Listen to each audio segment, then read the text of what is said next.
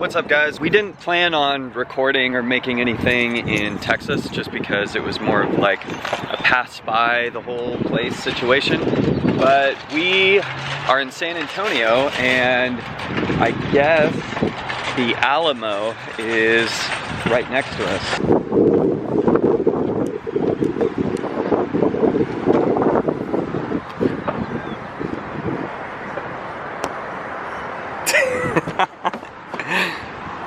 Hey, Muff. Hey. Battery's about to die, but okay. I figured if we're gonna go to the Alamo, we might as well record it. Yeah. So welcome to today's vlog. I know. What we're doing. Yeah. So to the Alamo? Yeah, to the Alamo we go. To find parking in this place is crazy, especially with a trailer. Everything's like super small parking lots. The garages were all full, so you just had to run around. But I'm not gonna lie, I am pretty proud. I'm getting the hang of it with parking trailers. Check it out.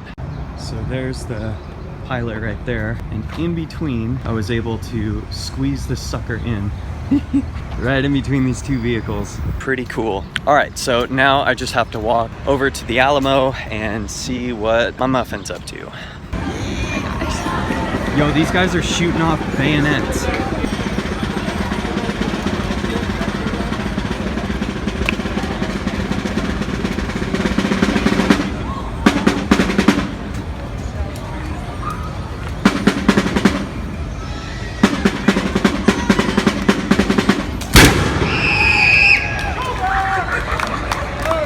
Probably like, what in the heck is going on in the world out there? Gonna go check out the front door over there, see what's up? Yeah.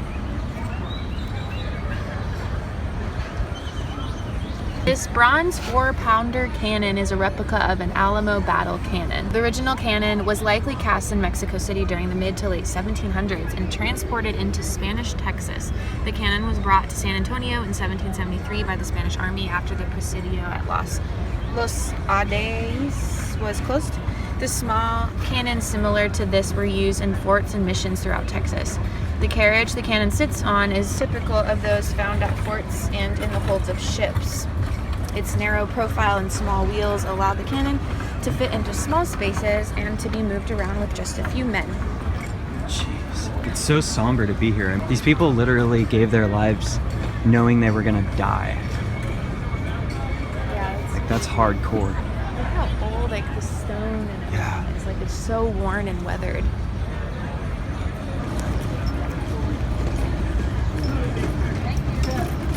The cannon is original, but the carriage is a reproduction.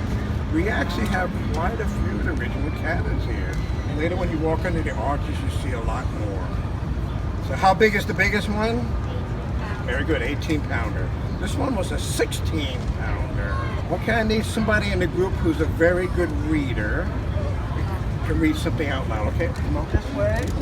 So cute. So adorable. I love how she just like jumped up in front. She's like, I got this. I was not that person. I know. I was so shy. My stomach would turn. I would go like this. You're like, dude, I'm not here right now. Don't see if you me. even look at me, I'm disappearing. Yeah. This is beautiful. Wow. This tree is amazing. Look at how the branches just like gently sweep down. Oh my gosh.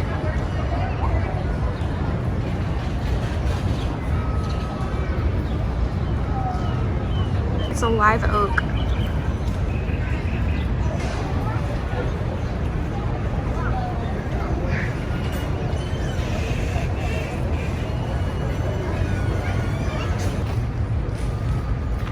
So in here used to be weaving rooms, places to hold items. They had barracks in here as well. There's seating in there with like a little video playing. Oh really? Yeah. It's so cool.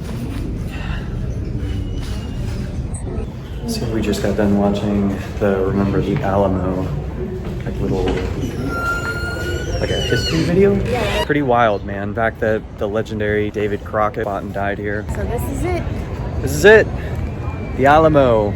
San Antonio, so Texas. Crazy. I just remember only reading about this in history books in like 2nd grade. Yeah. It originally was founded by like not a monk, what would you call him, like a priest or something. And he first made this as like some type of like church, monastery. Like a little haven. Yeah, and after that kind of came and went, so to speak, then it became a military outpost as the president of Mexico was trying to maintain control of Texas at the time.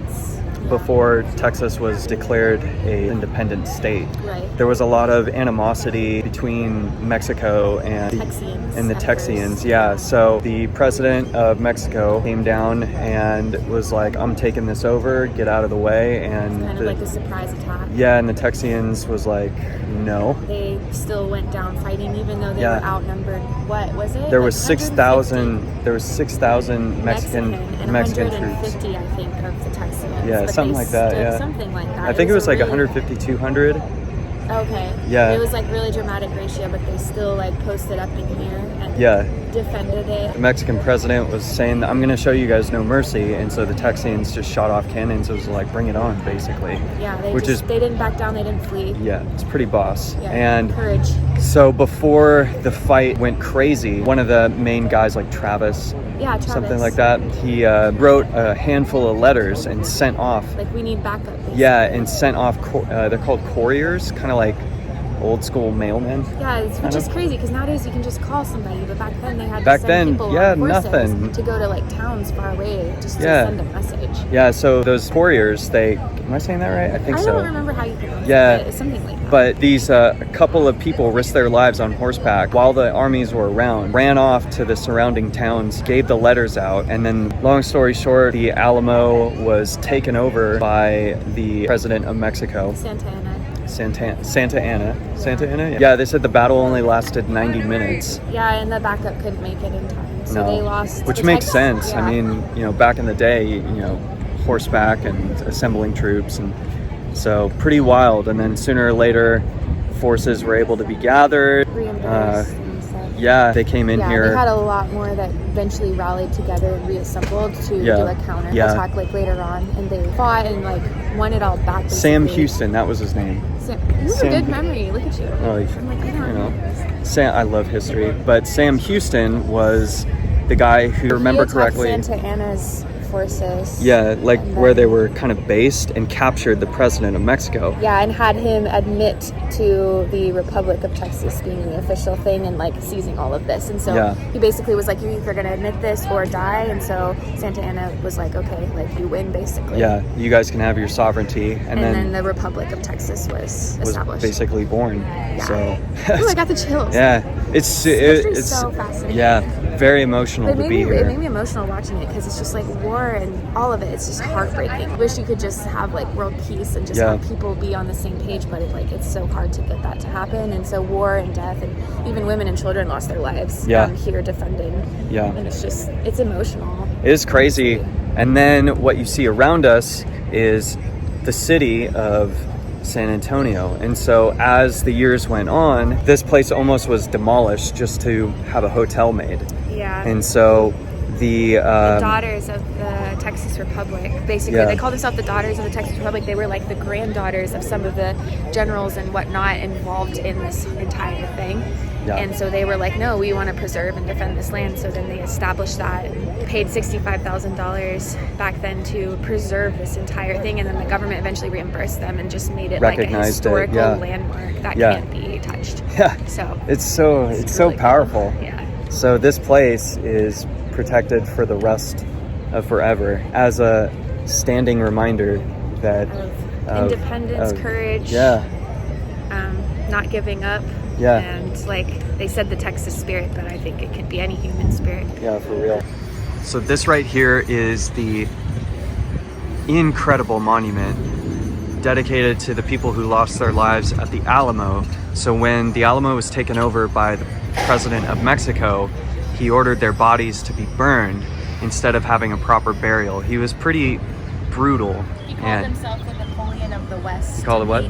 He called himself the Napoleon of the West, and he just wanted any other things in his way, the rebels, to just be like... There was just like, his motto was just no mercy. So the monument right up here says, from the fire that burned their bodies, rose the eternal spirit of sublime heroic sacrifice, which gave birth to an empire state.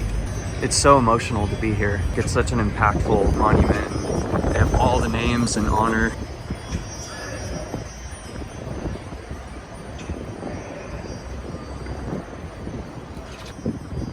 You ready to go? Ready. All right. Let's go. Woo! We made it to New Orleans, NOLA. We're here. We're in our hotel, the Hilton, right in downtown. Super nice. We'll be here for the next couple of nights. I think I'm just gonna go ahead and close off the video here and sign out. Johnny is still a ways behind me. He's about an hour behind. He kind of has to go slower with the trailer since we drove 2 vehicles. But yeah, here, I freaking love hotel beds. I don't know about anybody else, but something about hotel rooms and just like fresh, clean white sheets and AC and introversion, that just makes me really happy. But yeah, super grateful we made it safely today. It was a long day of driving, probably about another 9-10 hours of driving through Texas and into Louisiana. Lots of traffic and some accidents, but thankfully we are safe so far. And it's late now, so we're probably gonna hit the hay. We're just gonna go ahead and close out the video here. Tomorrow is just a fun day full of exploring New Orleans, so we will see you guys tomorrow. Bye.